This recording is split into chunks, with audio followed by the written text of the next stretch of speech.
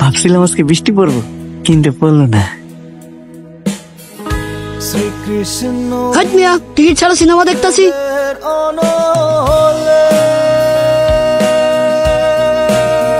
বৃষ্টি এলেই বুক কেঁপে ওঠে রাশেদের। তার বিশ্বাস নিতু একদিন রাশেদের ছাতার নিচে এসে দাঁড়াবে। সেদিন বৃষ্টি ঠিকই এলো, কিন্তু নিতু চলে যাওয়ার পর। বাবা, আমি বের হলাম।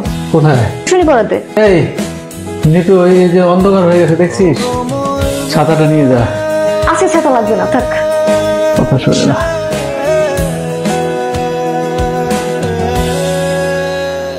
এদিকে আসো। কি বৃষ্টির অপেক্ষায় বুঝি? ভাই, আপনি কি বৃষ্টি দেওয়া জানেন? হ্যাঁ, জানি তো।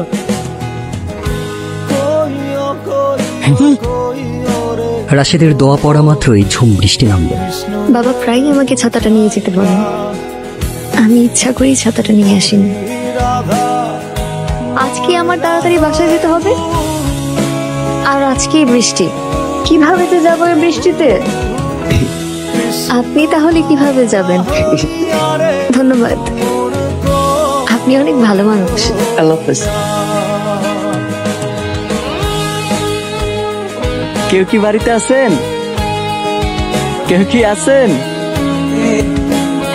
আপনি? জি, ছাতা। আপনার ছাতা দিয়ে আসতে চেয়ে তো আজকে ভিজে গিয়েছি, ঠিক করে নিতে হবে। ওটা আপনি সেলাই করে নিয়ে। জি আচ্ছা। দাদি একটা কথা বলতেন, দাদি বলতেন সুন্দর মানুষদের বৃষ্টিতে ভিজলে নাকি তাদের সৌন্দর্য আরো বেড়ে যায়। দাদি মনে ঠিকই বলতেন।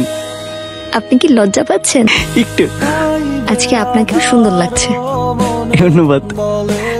আপনি দাঁড়ান, আমি ছাতাটা নিয়ে আসি। ধন্যবাদ, আসি।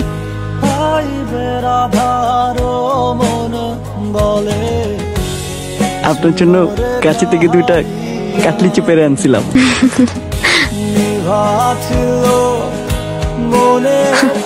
পাগল একটা। আপনার কি মন খারাপ? আপনি কালকে আসেন নাই কেন? আব্বা অসুস্থ ছিল, হসপিটালে ছিলাম। আপনি ভালো আছেন? আঙ্কেল ঠিক আছে তো না? হ্যাঁ। তাইলে আব্বাকে আমার সালাম দিন। আচ্ছা, আমি একটু যেতে হবে, আমি আসি। আমি যাই। বুলাব্বা বলে বলেছি।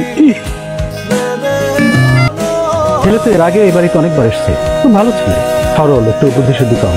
দেখ মা, আবেগ, অনুভূতি, ভালোবাসা, দয়া, মায়া, এগুলো মানুষই পোষণ করে, পশুদের মধ্যে তেমন।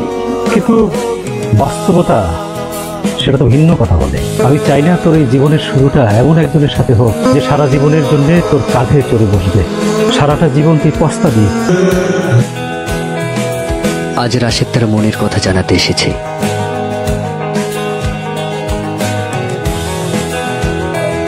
স্বপ্ন মাখা শুধু একটা ছবি দেখা, কেন বোকা বোকা রোদের মাঝে মেঘে ডেকে ওঠে। প্রতিদিন অপেক্ষায় দাঁড়িয়ে থাকে রাশেদ। বৃষ্টি আসে, আমাদের বোকা ছেলে রাশেদও আসে, কিন্তু নিতু আসে। গেলে